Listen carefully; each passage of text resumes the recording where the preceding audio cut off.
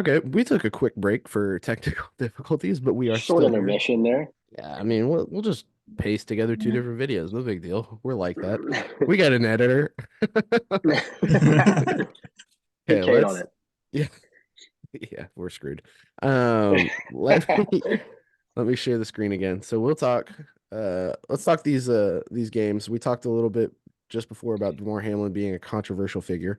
And we talked Mm. about um, the Lions kind of getting fucked over there. Let's talk about these semifinal games. I thought the Michigan game did not go the way that any of us thought it would. I don't think. I saw it being close, and I think Michigan should have. I think they were right to be the favorite. I just couldn't betting wise. As being a lifelong college football fan, I can't bet against Nick Saban. Even if I do lose, I can't bet against Nick Saban as an underdog. Exactly. And then, I mean, they've got a good team. They've got a pretty good defense. Obviously, a great defense to be winning the national championship or in the national championship. Their offense is solid too. I mean, JJ McCarthy made some mistakes, especially that they got away with something that could have changed the game First immensely first right play. off the bat. Nope. Hmm. But I mean, Blake Corum's a damn good running back. They've got a good coaching staff, and I mean, they just came down to the last play. That offensive line is damn good. Yeah, They are really, really good. That offensive line and that defensive line, that their front seven, man, they are really fucking good. Really yeah, good. I was not expecting that. A little bit about that Washington game. I mean, I think we all go Huskies last week? yeah. We all did. Um, so that one was kind of expected from our side of the things. I didn't expect it to get closer at the end. I mean, what the hell, man? Yeah, yeah. It got interesting. I I mean, was, they what Texas had it on the 30 with a chance to win it. yeah, and through that incomplete pass as time expired, Mm-hmm. um, in the end zone. But that was it was a good game. Uh, what's his name? Michael Penix has got a cannon, bro. Yeah, he can sling it. It's something so pretty about watching. I don't know if it's just that it's more unique to see a lefty, but just something so pretty about a lefty that can sling it He as can. compared to, I guess you always see righties throwing the ball, so it just looks different. But Roma Dunze is a dog. yeah, Dog. They got three receiver. McMillan's another one. Dog. Like they got hmm dudes that can go, which once makes again, it Washington just proves that they can win close games. fun for this week though because the game solely rests on Washington's offensive line. If they can Hmm protect Penix, I don't think Michigan's DBs can keep up with Washington's wide receivers, and Penix is going to spin the ball. So Yeah, I think that it was another really. huge thing in that Alabama Michigan game. Michigan gave them fits on the O line that they haven't experienced since that those issues they were having early in the season when they were playing USF and almost losing. Like, Yeah.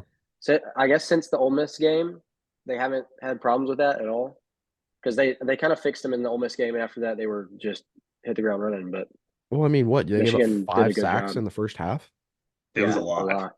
5 sacks and one in the second, so six total sacks. I didn't think Michigan's D line was. I, they were good. They're the number one team in the country for a reason, but I didn't think they were 5 sacks in the first half good. Hmm Um, and let's talk about that since we kind of talked about controversial. Let's talk about that final play there for that Bama game. Um, I know Nick Saban came out and said balls at the three. That was one of our 2 point plays. We liked what we had.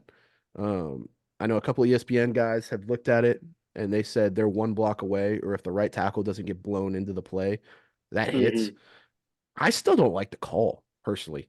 I I, I like Yeah, I like giving yourself an option, some sort of option where you're letting Milrow get out to the edge and utilize his speed, and not relying hmm solely on your offensive line that's kind of been dominated all game. Maybe even let Milrow use his arm if you have. I don't know. I just didn't like the play call there. they always have done such a good job dropping back and him finding holes in the pocket Hmm. more than just rolling out, maybe finding the That's running lane there, or even like a QB power, QB draw like they ran at the end. I was just kind of like drop back and let him make a play if he needs to make a play. But Yeah, I didn't quite understand that there.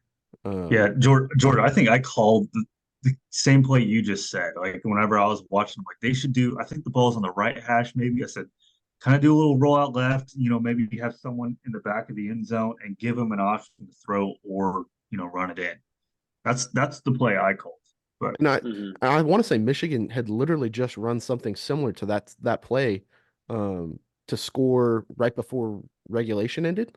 I mean, it was I want to say he hit Corum on a pass or he hit one of their wide receivers. it They was brought Corum. I know because Corum scored the overtime touchdown. It was Oh, you're right. I Yep. think it was before. So they brought their little slot receiver in motion, brought him across the formation, rolled McCarthy with him, The cleared Yeah. out. Roman kid. Yeah, and they cleared out the first two receivers. They cleared out the top, and he came scot free underneath. Kind of Yeah. a pick route. Not going Yeah, to call pick. that. But just flip it to him. He's wide open. I was expecting something like that, but QB Power is a very bold call.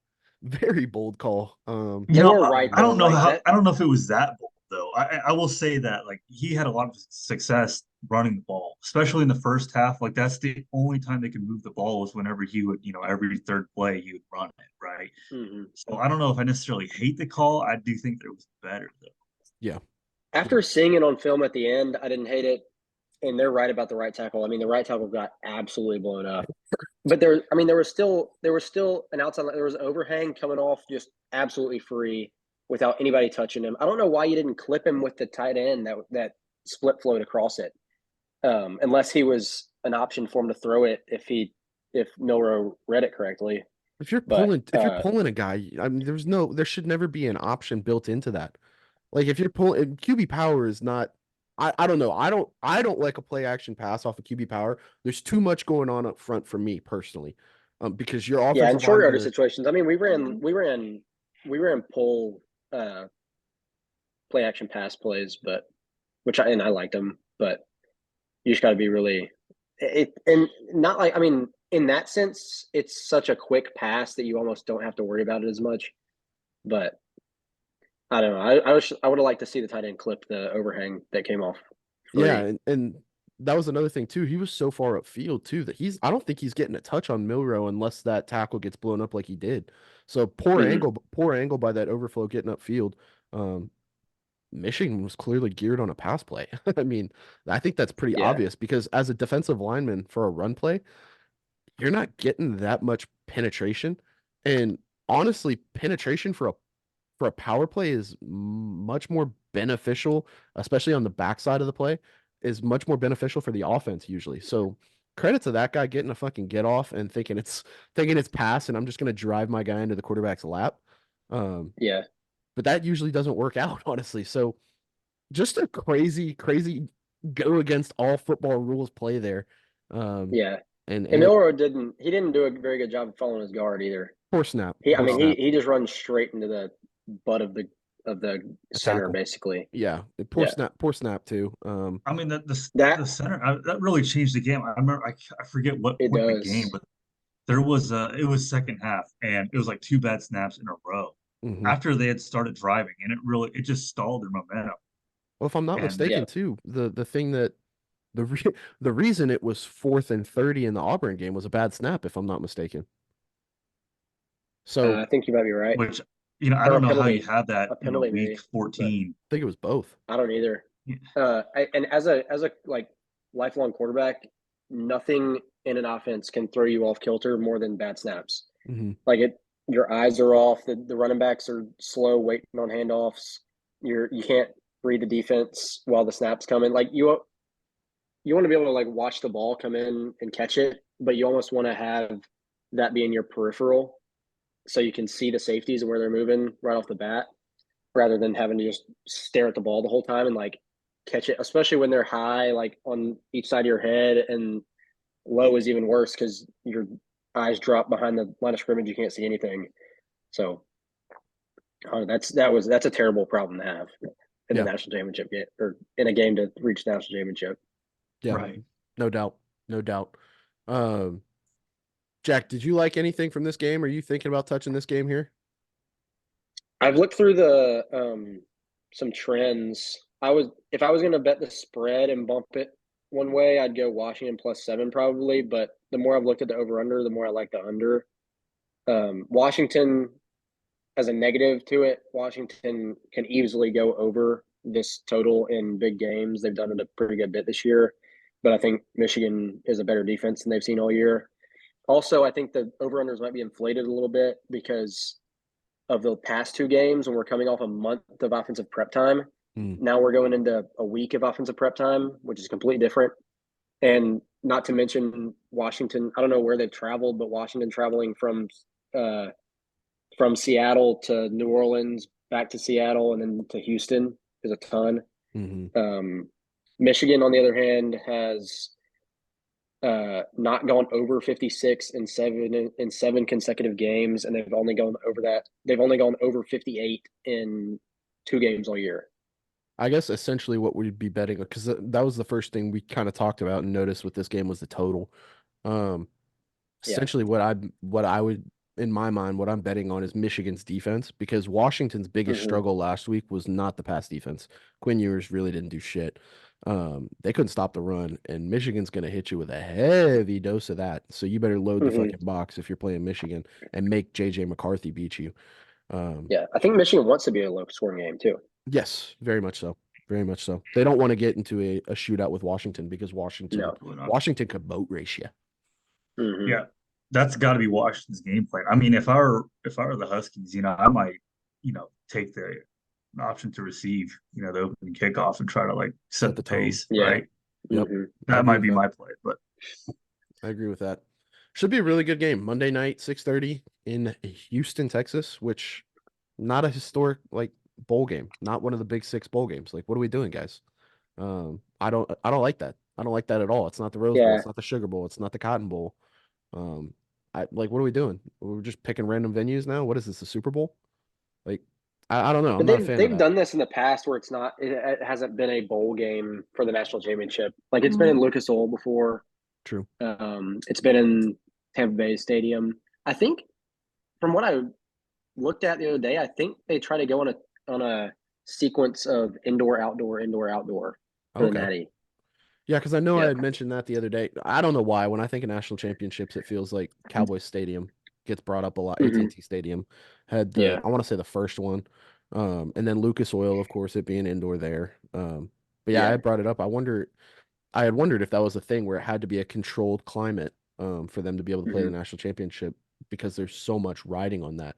If there is a thunderstorm, if there is rain, if there is inclement weather, like they can't play the game. That's the only thing that throws that off though is that the last game that was supposed to be, I guess it was last year in SoFi. It was, wasn't it? It was, yeah. That would have been an outdoor year, but SoFi is like half a hybrid kind of. If you remember, which I was watching the Pat McAfee broadcast last year, it was raining at SoFi. They had a pop-up thunderstorm, and it was raining indoors because of the way the stadium's set up. It was blowing in on the fans. So unique setup, cool setup. But I wonder if that's a thing though, because you don't see many snow national championships. Matter of fact, I can't think of one. Oh, they're not doing that. So no, it's gonna be south. Imagine they put it's gonna be south. Imagine they put the national championship in Lambeau or something, or in Chicago. That'd be wild. That'd be advantage Big Ten team. Yeah. Right. To finish out the bowl season pick'em that we did. Our records ended up as Cade struggled a little bit. Finished 18-19. Damn. 1 game under 500. Georgie finished 23-14, and then I finished 25-12. Nice. So you got hot. We were pretty tight there at the end. What our guest pickers look like? I didn't tally theirs up because they missed the last. I forgot to ask Jasper. We didn't get Jasper. Yeah. Aaron went 9-5, and then James went 5-8. So bang on at about 500. 14 and 14 and 15 or 14 and 10? 13. 13? 14 and 13. Nice. Well, look at us. That's some bad picks. Look at us. If you took money line with us, you'd be up maybe some units. Oh, goodness. Do we want to talk any more about this national championship? I think we covered it pretty good. I don't have any more input necessarily. Kev, you got anything for me before I click off of it? Nope. All right, let's talk about this one. We got 2 national championships this week. Little did y'all know, we'll cover the FCS Natty. We didn't talk much about the FCS this year. Tried to stick D1 and D2. But yeah, we got Montana coming in. Let's look at the last 5. Montana's played a couple of close ones. They beat NDSU and Double OT. Big win. Beat Furman, beat Delaware, beat Montana State, and beat Portland State to get here. South Dakota kind of been fucking rolling. Tale of 2 playoff runs. No Just kidding, dude. overtime, Right. and Overtime, then yeah. blowout. Beat Youngstown pretty handily, beat Missouri State relatively good, smoked Mercer, played a decently close game against Villanova, and then beat the dog out of Albany, which Albany upset Idaho, I think, to get to that game too. Mm-hmm. So In Idaho. yeah, at the old Kibby Dome. Yep. So interesting game coming in. The line is massive. 13.5-point favorites for South Dakota State. If I'm a gambling man, and I am, I kind of like Montana State plus 13.5. Games in Frisco. Both teams are going to have to come It's just down. Montana, isn't it? Yeah, Montana. Sorry, Yeah, I it's said Montana Montana. State, didn't I? Yeah. Yeah, I like Montana. I don't know. That's a big number. I don't know if someone got hurt or what. 49.5 feels a little bit low as well, considering the points that have been put up the last couple weeks. No opt-outs. Yeah, I don't think we're getting many opt-outs for the FCS National Championship. That's just, in my opinion, I don't think that's a good move there. No. We'll see though. This would be a good game, a Sunday game. So they said, "Hello, NFL football. Here's a big fuck you." We're gonna kick off at 1:00, by the way, on We're gonna ABC. take all your viewers. Like, what are we doing, guys? Like, let's market FCS a little better. Kind of how we were talking about D2 fucking up and making it pay to watch for the playoffs. Like, what the fuck are we doing here? Put this game on fucking Dude, Saturday. ABC is the freaking channel that you can't watch on DirecTV right now. Yes, there is a dispute going on that they're not getting the money that they want for ABC. DirecTV needs to get their head of their ass because it's a new channel like every month. Mm-hmm. like it was CBS at the start of the year, and now it's ABC, and I think it was like Fox and them had an issue at some point. Yep. So all over the place. Fuck you, DirecTV. 1:00 kickoff on a Sunday. 12:00 kickoffs for all the NFL games. I don't understand this, but hey, whatever floats your boat. Maybe they had some prior engagement. I don't know. I don't get that at all.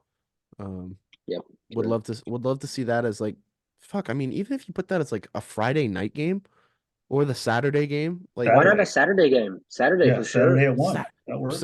Saturday at noon Every year, would even all work. the viewers. Yeah, all the viewers in the world. Because I think there's 2 NFL games on Saturday. Yeah, but it starts at 3:30 is the first it's like one. 3 and 7. Yeah. 3 and 7. So like 12:00 or 1:00 kickoff would be perfect. Maybe they forgot. Oops. Bad scheduling. We typed in the wrong date. Like, what are we doing here? Should be a good game though. Tune in.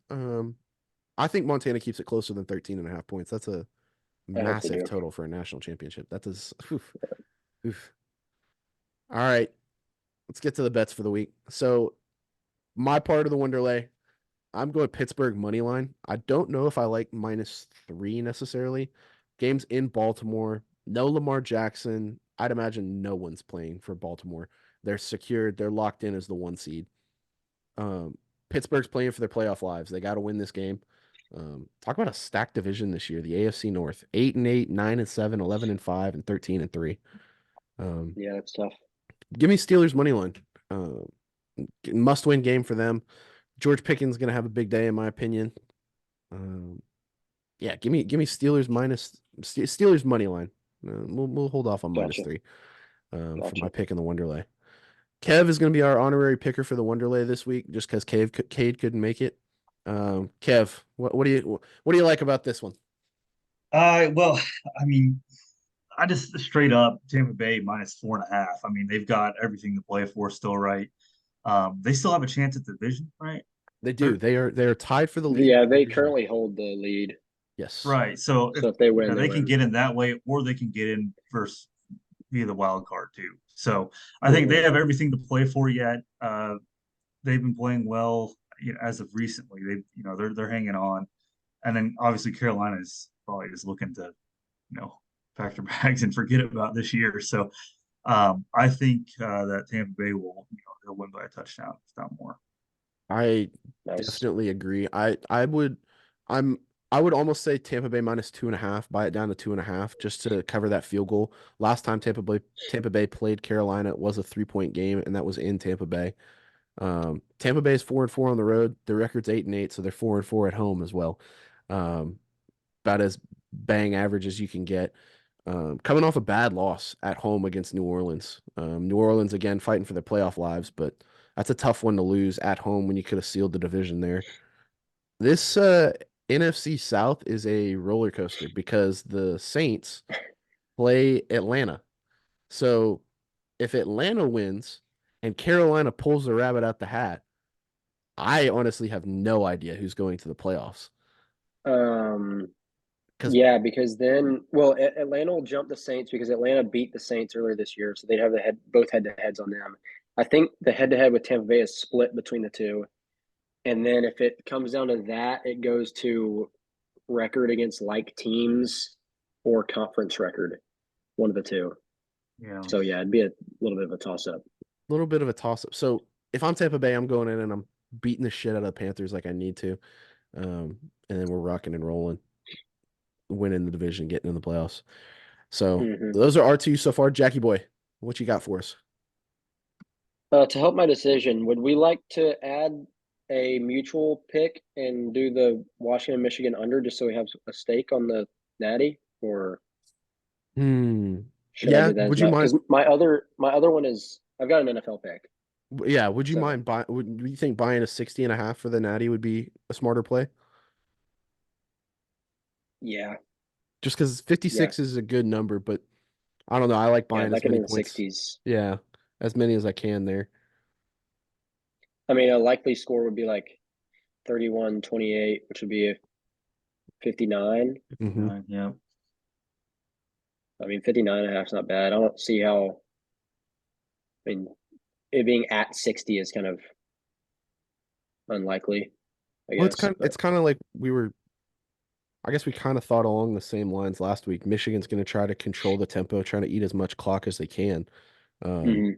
but if I'm Washington, I'm loading the box and making them throw. So I don't know. It's a risky pick. I guess I like the under most out of that entire game. And if we want to We'll do put a that as a stake on it, maybe.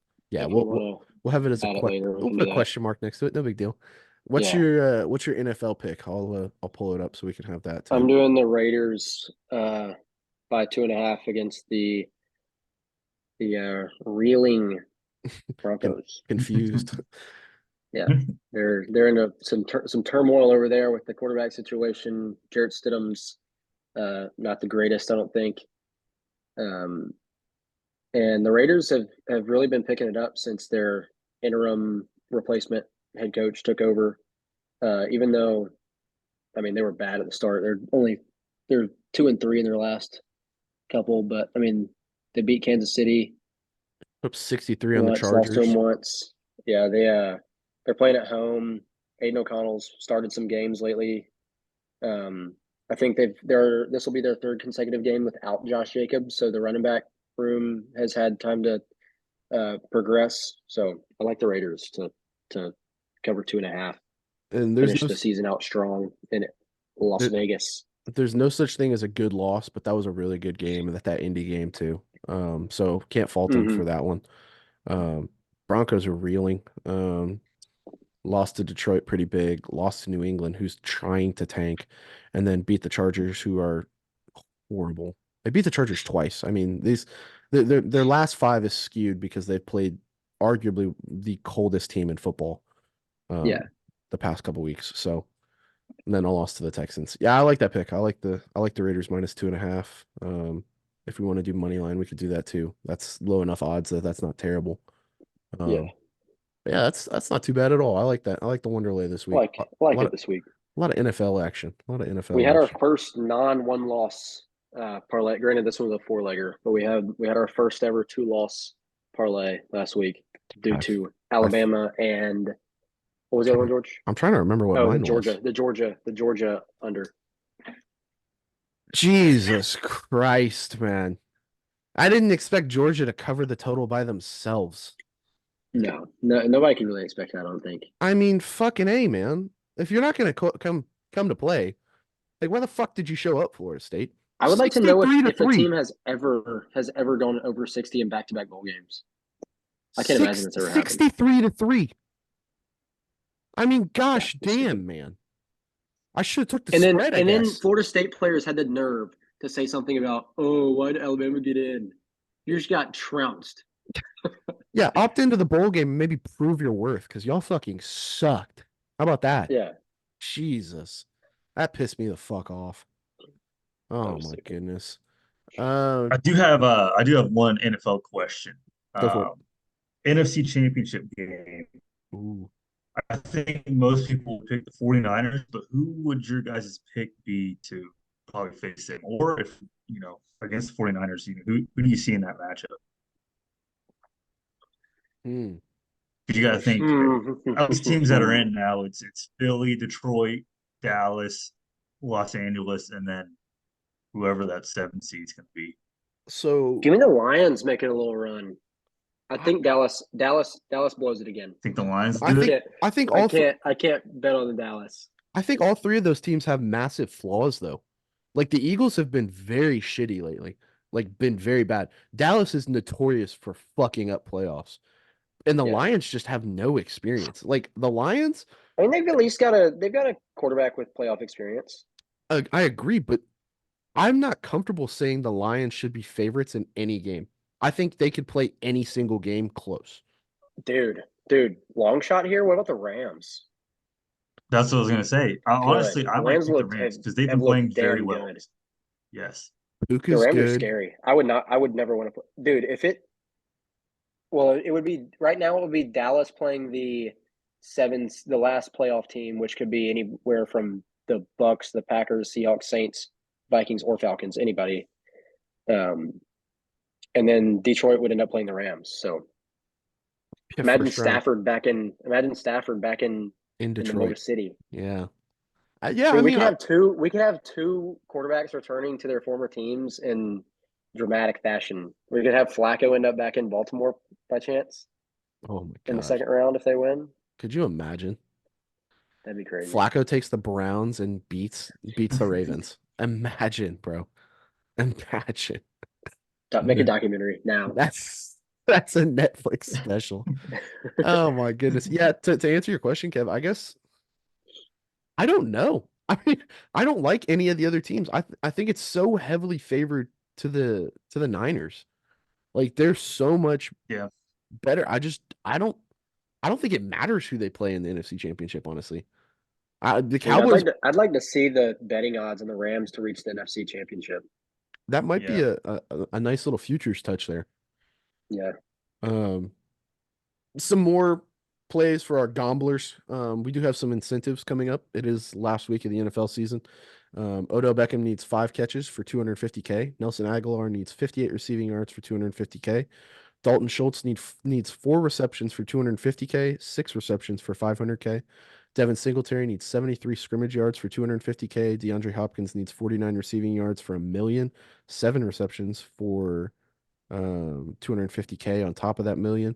Austin Eckler needs 110 total yards for $100K, and Adam Troutman needs a touchdown for $100K. So you're looking for some player props? I like Odell because the Ravens aren't playing for anything, right? So if Odell goes out there, that's his motivation, right? Yeah, if they play him. If he plays, I'd imagine he doesn't play past that man's the first already half. injury prone. I wouldn't. I don't know if. Yeah, that's fair. I don't know, dude. That's $250,000. Five is not. Yeah, 5 is a decent amount. Yeah, it is. If you're playing the whole game, yeah. I like Dalton Schultz for sure out of these player props. I kind of like Eckler too. He's kind of playing. Can easily get there. He's playing for his job. Yeah, he's such a receiving back too. He's going to get all those yards plus whatever he gets on the ground. I didn't realize how much the Chargers don't like him. Yeah, his stats have not been very good. He has not been. I mean, he could be playing. When's he a free agent? He could be playing for a contract. I don't know if he's necessary. Is it this year? Well, he requested to be traded. I think it is because I think he's on a franchise tenure. I think he's on a. Is it this year? Maybe it's next year. I don't know. He I feel requested like to I be would have heard traded about it more this if it past was this offseason. year. I think it's next year. DeAndre Hopkins Yeah, could there be another was. sneaky one. Devin Singletary is a good one too. I mean, I think the Texans got to go for it. They got to Yeah, win the they're game, gonna be playing. They got to win. So yeah, which that's why I like Dalton Schultz so much. So, I mean that's a lot of rushing yards. But well, it's scrimmage yards too. So give him a couple catches here and there. oh yeah, Hell, one fucking screenplay will do it too. Um, yeah. yeah, it'll be Hey, D Hop 49 for $1 million. 7 He's catches for fighting for this 250K. 49. That's a 7 catches is a lot of catches for D Hop. Yeah, 49 but yards though. is it he doesn't need both, right? It's he has the incentive for the reception yards and then a separate for the receptions. Yeah, it's 2 separate ones. Same with Dalton Gotcha. Schultz. It's 4 receptions or 6 receptions. So if he gets both, if he gets 6 receptions, he gets 750K. I could see D Hop. I would if I had to pick one. I'd go D Hops. I think that man has always has a ton of targets, especially when Will Levis is playing. Yes. True. True. All right, man, If Tannehill was playing, I wouldn't touch it. But fuck around, parlay it, mess with it. Odell Beckham, I think, is probably the biggest reach. I don't know shit about Nelson Aguilar. Matter of fact, I don't even know where he's playing. That's the Patriots, he was with the Patriots before, wasn't he? maybe. I know he was an Eagle at one point. That's all I know. Don't know. But 58 receiving yards for him isn't too many. But yeah, I'd say D Hop is a safe bet, and I like Dalton Schultz for 4 receptions as a safe bet. It'll be interesting to see what Vegas does with those numbers for their player props. Saw this tweet and sent it in the group message. Aguilar plays for the Ravens. Ravens as well, which could be big with them not playing hardly anybody, because I'd imagine Zay Flowers isn't going to see much action, or Odell, or Bateman. So Aguilar might be a sneaky good one as well, Yeah. with their backup quarterback. So I saw this tweet and I was like very confused. D2 is not the new D1. D1 is still D1 and D2 is still D2. And looking at it, it's like, well, yeah, no shit. Like, look at the fucking competition. Like, Bama's gonna beat the shit out of Who Harding. is this guy? Trenton Lura. I have no idea who he is, honestly. Helping high school Man's football paying. players and parents. Man's paying for a check mark. No credibility.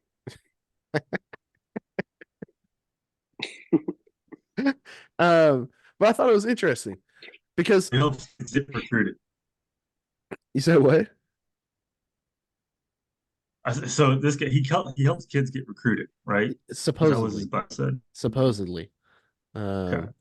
Yeah, bio Okay. says have talked to 100+ coaches and offered by 25+ schools, helping high school football players and parents get scholarship offers. Former college QB. I don't know what SBCC is. Maybe it's a In college. hey, former college quarterback. This guy. D2 is not the new D1. Well, okay, in terms of competition, I very much agree. Someone arguing that? Well, let's hear me out here. I think at its purest form, what we thought of as D1 football growing up, without all the financial bullshit aside, I think that kind of is what D2 football is. It's a lot of guys that love football, that aren't getting paid to go play now, because D1 football is so financially driven now when it comes to recruiting. It's insane. Oh, it Ole Miss's running back that Judkins. has the chance to set all kinds of school records, already is getting a lot of money to be there, and is on one of the best teams to make a run at the national championship this year. If there ever has been one at Ole Miss, is in the portal now, which is all financial in my opinion, and I think he's got an attitude problem. Attitude, But, yeah. I saw a yeah. couple videos of that too. Yeah. But I no, Division 2 is not the new D1. But in terms of purity of football, I think it kind of has to be.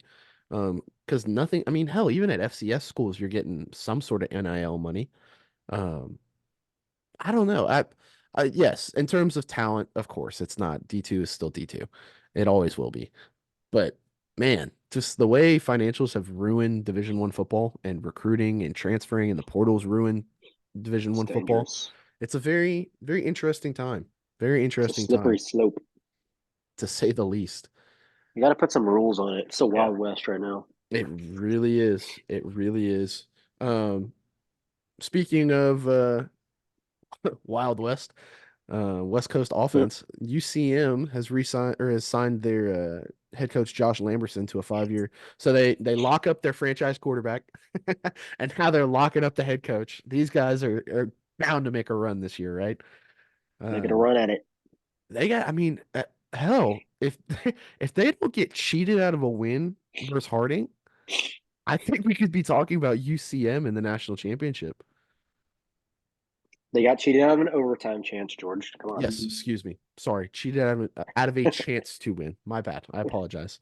Um, yeah, I think that's a good re-sign for them. Keep a little stability in the office. Mhm. You get Zabrowski coming back too, so big for them. I think they got a decent amount of money too, from what I've heard. Decent amount of NIL money keeping Zabrowski there, so good for them. And then last one I pulled up. We're sports fans here. This happened last week. We didn't get to talk about it, I don't think. The Braves traded for Chris Sale. So they sent Vaughn Grissom, Jack's favorite player, Yep. Vaughn Grissom to Boston. My long lost brother. Long lost brother sent Vaughn Grissom to Boston for Chris Sale, and then I think they just re-signed Chris Sale to a 2-year extension. So interesting trade there. The rich Maybe get he can richer, stay it feels healthy. like. Yeah, hopefully, He because hasn't that'd be hurt a for forever. dynamic lefty arm for them. Just Yeah. a funky angle coming out of their pen or coming out of their lineup. Um, hmm and then there was another trade today that I didn't get to click on, but Robbie Ray got traded from the Mariners to the Giants for Mitch Haniger and DeSclafano, maybe one of the weird last name pitchers for the Giants. So another MLB trade. So some bigger moves getting made. Still waiting on a couple people to sign in the MLB, if I'm not mistaken. Couple of Asian pitchers. The Padres have signed 2 of the Asian closers, the South Korean guy and the Japanese closer, the top ones on the market over there. They signed both of them. And then Is Hater still out? the fucking Dodgers. Hader is still on the market. Um, Yeah. Dodgers are fucking spending copious amounts of money, Buku. retarded money.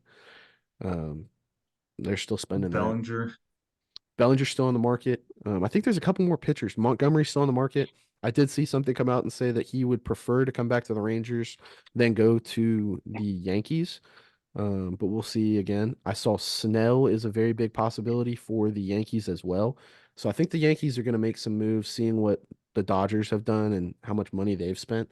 I think that's going to be a real possibility for them to go spend some cash and get some pitching because they haven't had pitching in years. Some cash. I got a TikTok clip, controversial question that I want some answers on, boys. Go for it. What is the best college football hit of all time in our lifetime? Don't pull out some bullcrap from the 1980s or something. Best college football hit. I've mean, got mine in my I mind know already. the right answer. It's the greatest. I have 2. Fuck. Fuck. Kevin, you got one? You're talking like just like you got jacked up type hit. Just the most Or what do iconic you hit mean? that you can think of in college football.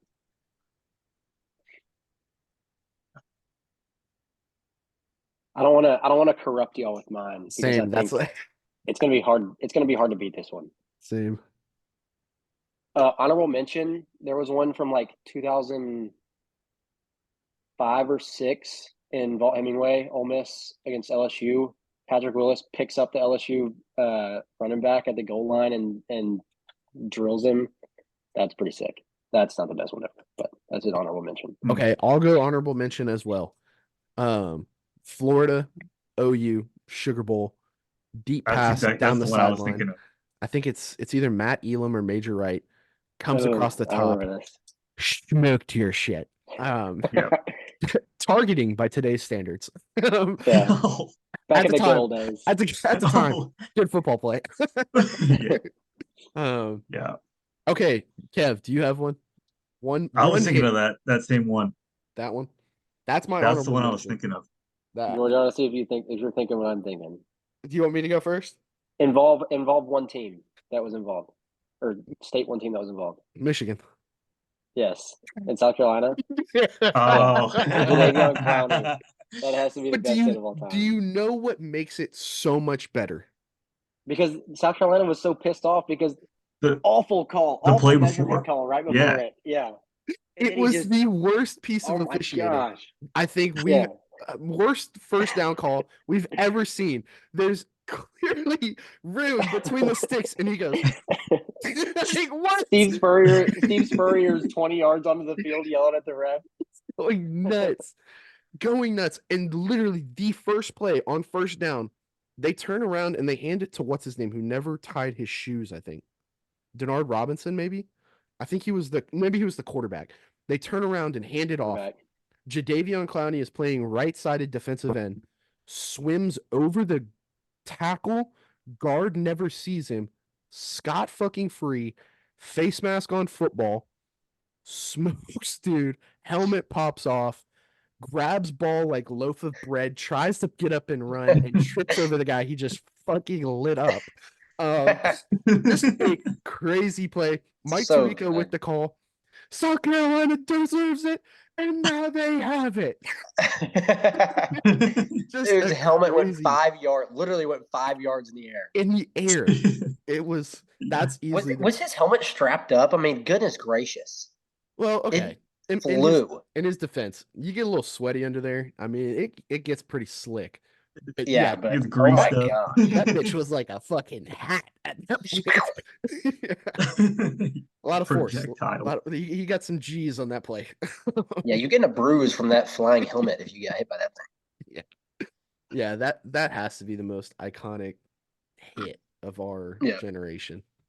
Man. What was the bowl game? Trivia question. Oh, I just looked it up, so I can't answer this. It wasn't the Camping World Bowl, was it? No, that wasn't around at the time, but it was in Florida. It was it wasn't the Orange Bowl. No. You got Jacksonville, Orlando, and Tampa Bay as the three locations. One's the Citrus. It was used to be the Capital One, and one's the Outback. it was the Capital One. It was the Capital One Bowl. Well, Was it not? I thought it was. okay, so I think the Capital One and the Outback might have been the same thing, but I think it was Kevin, was it the Outback at the time? It's the Outback Bowl. Yeah, You're the right. Outback is what I was thinking. You're right. That's what But it I is. think the Capital One might have been the Outback before it became the Outback. I think, yep. I think Yeah. you are correct. And then the Citrus didn't have a sponsorship for the longest.